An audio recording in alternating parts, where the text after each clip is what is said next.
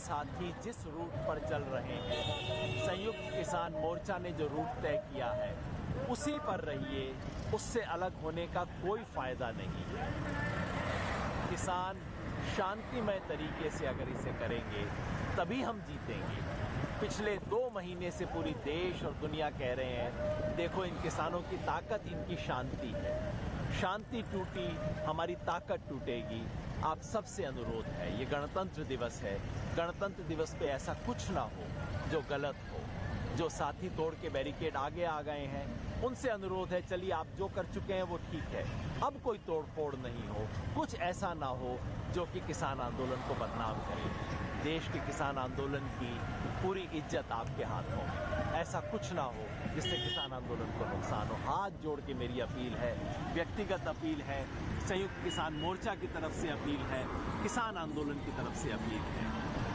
अभी बताया जा रहा है, लोग आरोप लगा रहे हैं आपके ऊपर कि किसान नेता जो लोग ये पूरे आंदोलन को चला रहे थे उनके बस में ये आंदोलन नहीं रहा। नहीं, बस में है, हमारे बस में है आंदोलन। हमको पता है कि किन किन लोग जो गड़बड़ फैलाने की कोशिश कर रहे हैं, वे सब लोग चिन्हित हैं जो गड़बड़ करने की कोशिश कर रहे हैं। कुछ लोग हैं आंदोलन, हाँ है, चिन्हित है। पॉलिटिकल पार्टी के लोग हैं वे, और वे इस आंदोलन को खराब करना चाहते हैं। सवाल भी ऐसे जिनका जवाब फिलहाल तो मिलता नजर नहीं आ रहा, लेकिन सरकार एक्शन में जरूर है। गृह मंत्री अमित शाह अब एक्शन में नजर आ रहे हैं। अधिकारियों से आज के पूरे घटनाक्रम की फीडबैक वो ले चुके हैं, जानकारी ले चुके हैं, कहां पर क्या हुआ, क्यों हुआ, कितनी तोड़फोड़ हुई, कितना नुकसान पुलिस फोर्स को हुआ और कौन लोग हैं इस सब के पीछे। क्योंकि सबसे बड़ा सवाल यही है कि कौन लोग हैं और क्या इनकी मंशा है इस तरीके से कानून को हाथ में लेकर और इस आंदोलन की आड़ में जो अराजकता आज इन्होंने राजधानी दिल्ली में फैलाई है, उसके पीछे क्या बड़ी साजिश इनकी है।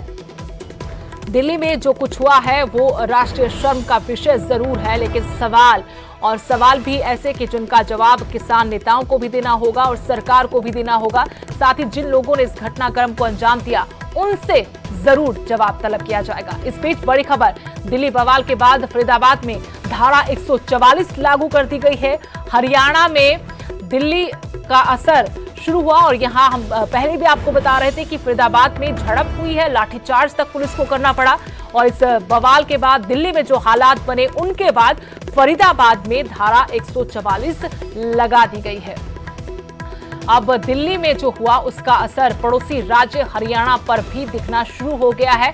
कुछ देर पहले वहां लाठीचार्ज हुआ था। फरीदाबाद में किसान आगे बढ़ने की कोशिश कर रहे थे, जिनको पुलिस ने रोका हुआ था।